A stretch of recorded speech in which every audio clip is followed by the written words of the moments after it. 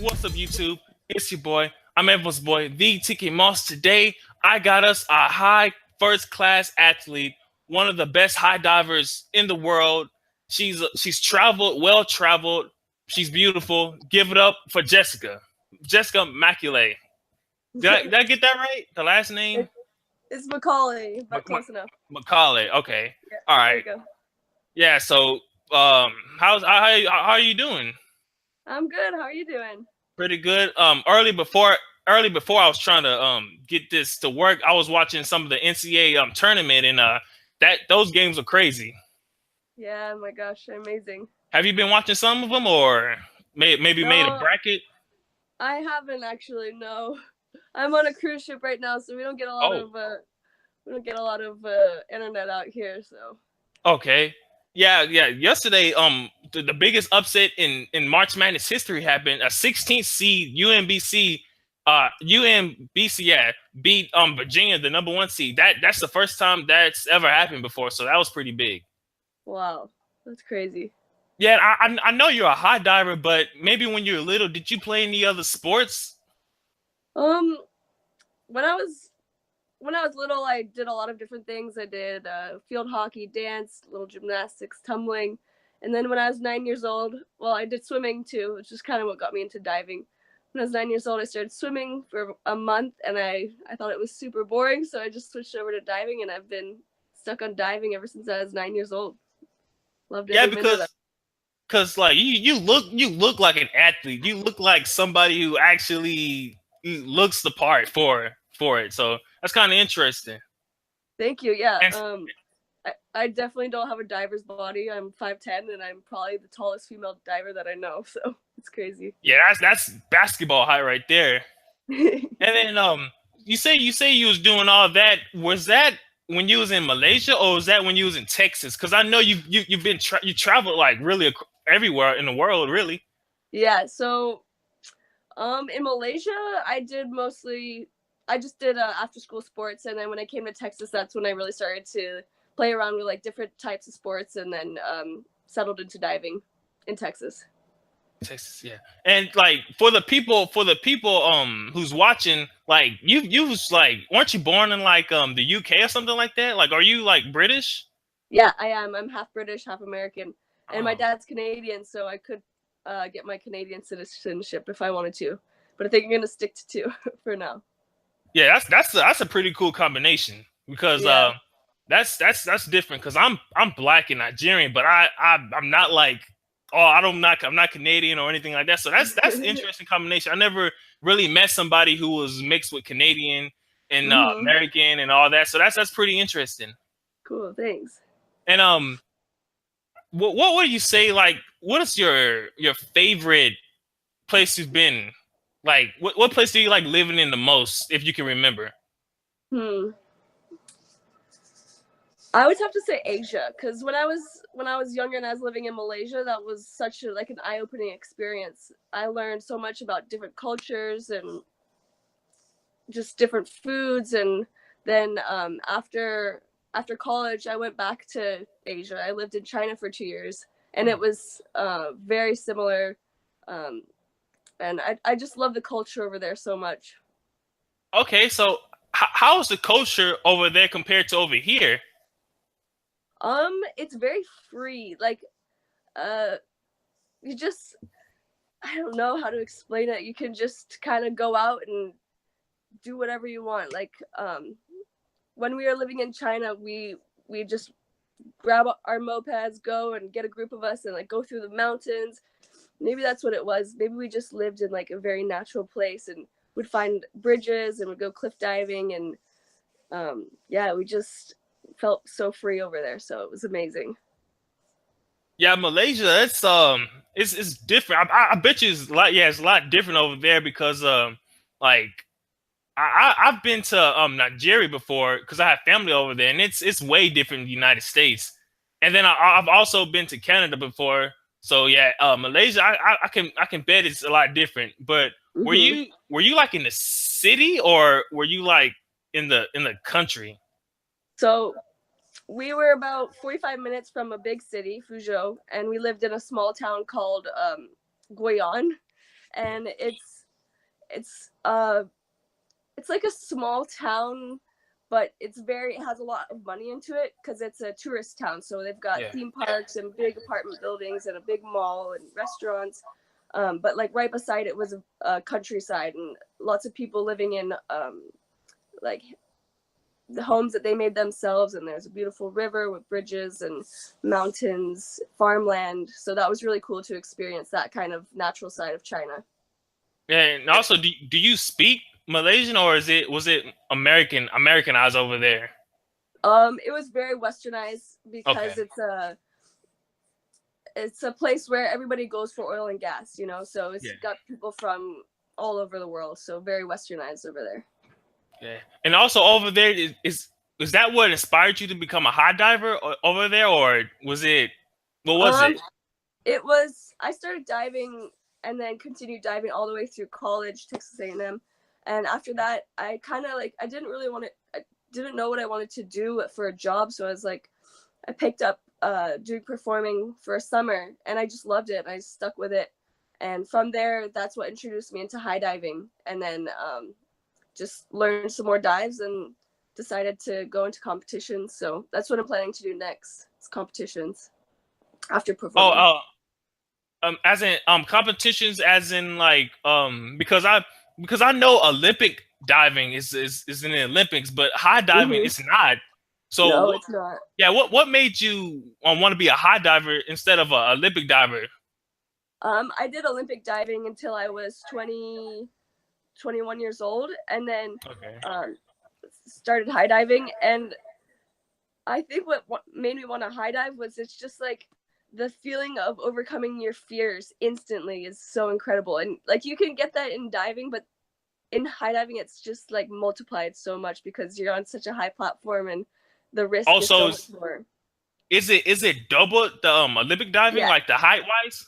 Yeah. It's basically the Wow. same sport, but double the height, and you're always landing on your feet instead of your hands.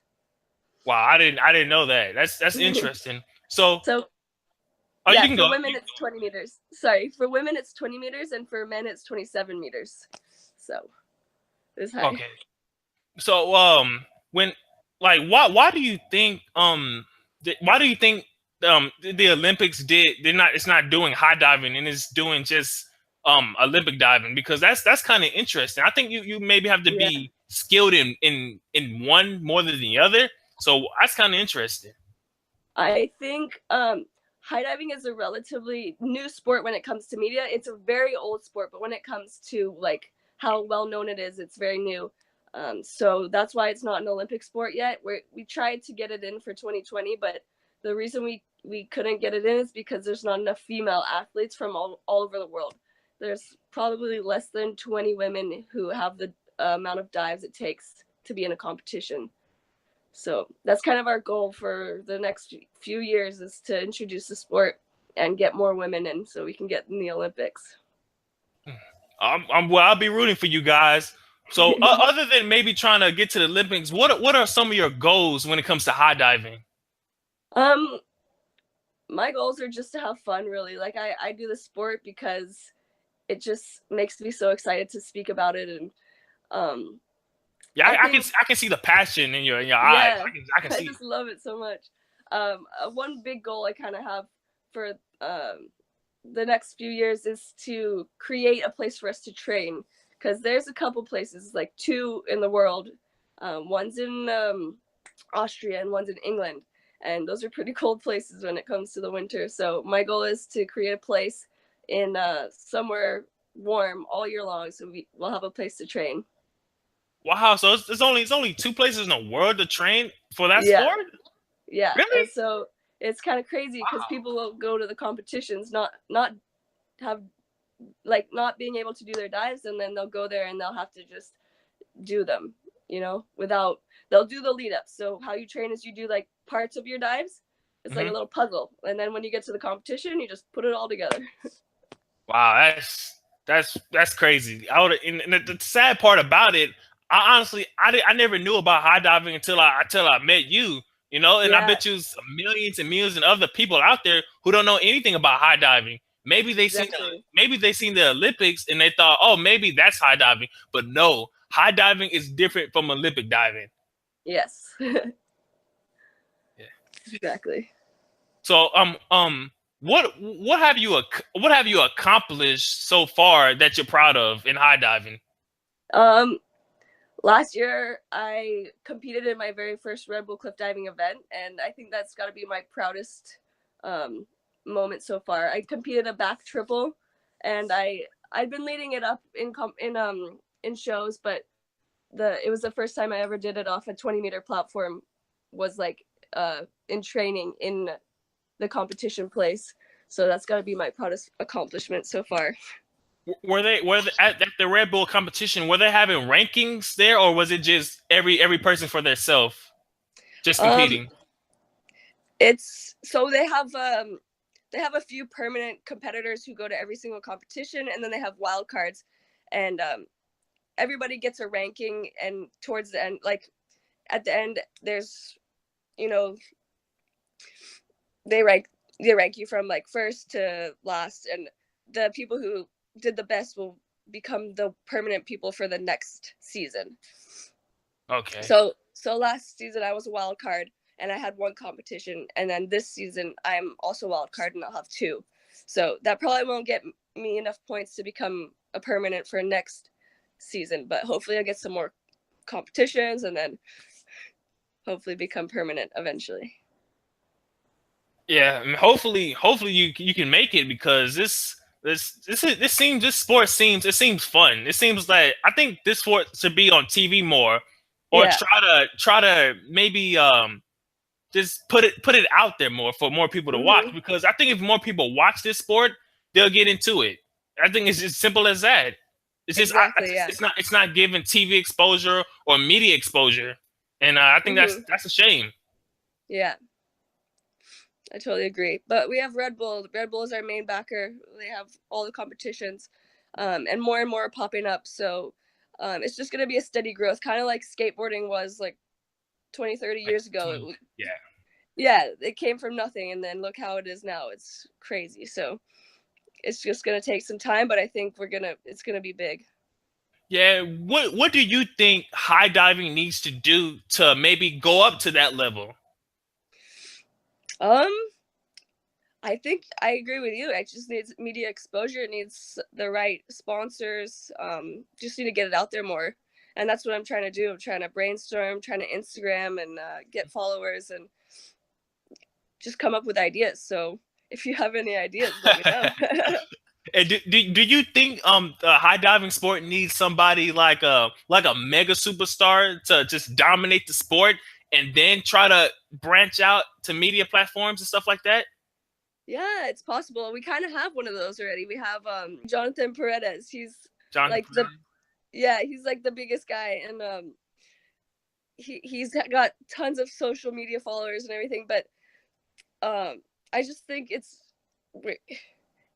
not big enough yet. Yeah. And He's very famous in Mexico, but it's not worldwide. So yeah, and like you said, even with skateboard 20, 30 years ago, exactly. everybody knows Tony Hawk. They may not watch skateboarding, but everybody Hmm. knows Tony Hawk, either it's from the game or maybe commercials. I just think they need that big star to, or maybe multiple stars to bring it out of them and branch it out Yeah, more. yeah. We need more people who are focused on getting the word out there and finding ways to promote themselves. So And do you think because I know you said you went to Texas A&M and you did mhm. the sport, do you think there needs to be like a maybe a league or more leagues for these people to get paid and stuff like that? Yeah, so there's no clubs or anything for young athletes to grow in the sport of high diving. It's just people from diving backgrounds and gymnastics backgrounds get into it, but there's no way for young people around like 9 years old, or say like the ages that you would start a new sport, to get Yeah. into high diving. So no kids know about it, and so um, it's a good idea for us to start creating little clubs or little parts of diving clubs for people who are interested in going higher and doing feet first dives. And then for the like you say for the kids, like would it be what what do you think they need to start out? Maybe smaller from height wise, or maybe start at like what level in the I'm trying to think of the word for the height. What height do you think the kids need to start at start from? Well, the kids' bodies aren't capable of taking impacts from 20 or 27 meters, so Right, they right. can start on 3 meter. They can start on say like 5, 7, 10, the Olympic heights, but they can learn the special skills that high divers have. So it's important for divers to have a Barani, which is like a round off but without hands, and like blind entries. And so basically, what high diving is diving, and then you add these two things on. So you do say front 3.5, front 10 meter, and then you come out and do a Barani. So kids can learn normal diving skills as well as high diving skills, and then whenever their body is strong enough to take the impacts, then they can hopefully go to the training center that we built and then do their high dives. And I think what would be a good idea is maybe around YMCA's, maybe to start something like that around their cities, and Yeah, then it could potentially be bigger. Because yeah, I'm not sure, but do you think they're doing that and yeah. the They are. YMCA's? They're not doing it at YMCA, say, but some club teams are interested in getting into high diving. So my club team at Texas A&M, well, the club team at Texas A&M, they're holding a seminar for kids to come and learn some skills. And I know some other club teams around the US are doing the same. It's very popular now in Europe, in Germany, and places like that. They're doing more cliff diving because it's super important. It's super popular over there. So they're holding more short seminars for kids to learn certain skills. And yeah, And then at what age would you say that I want to say mastered it, but what age do you think that you were maybe competitive or good? Like what age were you? Where were you? That you would think. high diving. Yeah, like yeah. What age did you think you was pretty good at this? That you could maybe make a career out of this? Um, I would say it was like 2 years ago. Um, it's more about having the courage instead of the skill. Like you need the skill there, but when I finally got the courage to do these big dives, that was a moment where I was like, okay, I can do this. Like this is a thing, you know. Yeah. So it's all about confidence in the sport. Because I've talked to a lot of Olympic divers, and they're like, no, I would never do that. Like you guys are crazy. And So then, do you like? I'm not sure. I'm asking a professional like yourself. Do you think is high diving more? Is it more dangerous? Is it the risk factor? yeah, Could you get hurt as could you get hurt doing high dive more than you can do more than Olympic diving? yeah, you could definitely get hurt more, and that's why there's so few people in it because Okay. it's such a scary sport. Yeah, yeah. Have you had any injuries or? I've had some minor injuries. I have hyperflexed my knees, so I went in the water and my Yeah. knees bent really fast, so I couldn't bend my knees for about a week.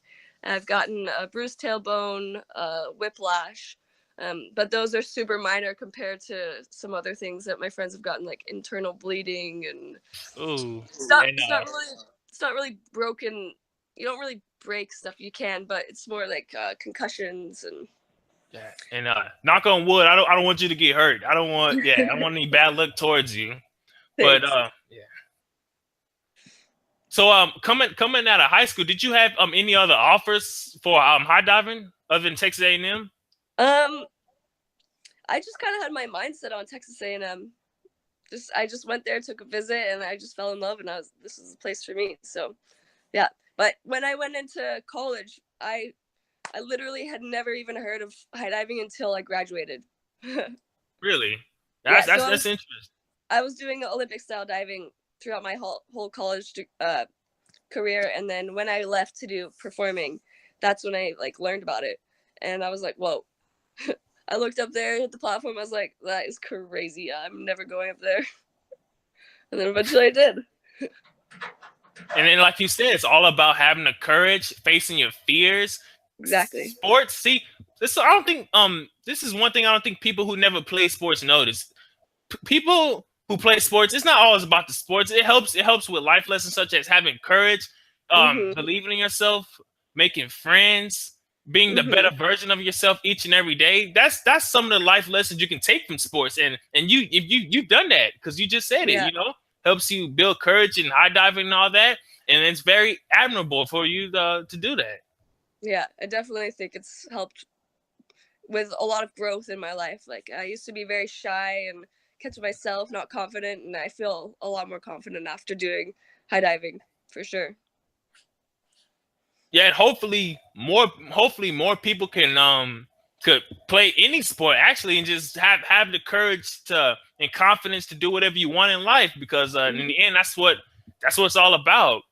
But Yeah. what can the people watching this video, is it like a petition or anything, or maybe something we can go online to see how to make high diving an Olympic sport in 2020? Is it like a anything?